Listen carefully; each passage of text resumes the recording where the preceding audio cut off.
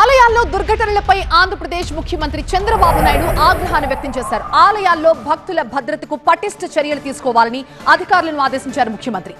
దేవాలయాల్లో పవిత్రతని కాపాడుతూ భక్తుల మనోభావాలు దెబ్బతీయకుండా ఆలయాల అభివృద్ధికి చర్యలు తీసుకోవాలని చెప్పారు సీఎం. దేవాదాయ శాఖలో 137 ఉద్యోగాల భర్తీకి కూడా గ్రీన్ సిగ్నల్ ఇచ్చారు.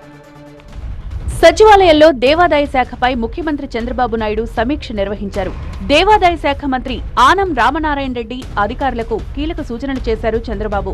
సింహాచలం, తిరుపతి ఘటనలపై చర్చించారు. ఆలయాల్లో భక్తుల భద్రతకు పటిష్టమైన చర్యలు తీసుకోవాలని అధికారులకు సూచించారు. సింహాచలంలో గోడ కూలిన ఘటనపై త్రిసభ్య కమిటీ ఇచ్చిన ప్రాథమిక రిపోర్టును పరిశీలించారు చంద్రబాబు. ఇప్పటికే సింహాచలం ఘటనపై త్రిసభ్య కమిటీ సిఫార్సుల మేరకు 6 ఇంజనీర్లపై వేటు పడింది. వీరిలో 2 ఇంజనీర్లపై క్రిమినల్ చర్యలకు ఆదేశించింది ప్రభుత్వం. గోడ నిర్మించాలని ఆదేశించిన ఆలయ ఈవోను సస్పెండ్ చేసింది సర్కార్.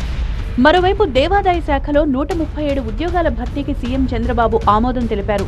200 వైదిక సిబ్బంది నియామకానికి గ్రీన్ సిగ్నల్ ఇచ్చారు. కొత్తగా 16 ఆలయాల్లో నిత్యాన్నదాన పథకం అమలు చేయాలని సూచించారు. 23 ప్రధాన ఆలయాలకు మాస్టర్ ప్లాన్ సిద్ధం చేయాలని అధికారులను ఆదేశించారు. భక్తుల మనోభావాలు దెబ్బతినకుండా ఆగమ శాస్త్రం ప్రకారమే ఆలయాల అభివృద్ధి పనులు చేపట్టాలన్నారు చంద్రబాబు. దేవాదాయ భూముల్లో శాకాహార హోటళ్లకు మాత్రమే అనుమతి ఇవ్వాలని ఆదేశించారు ఆయన.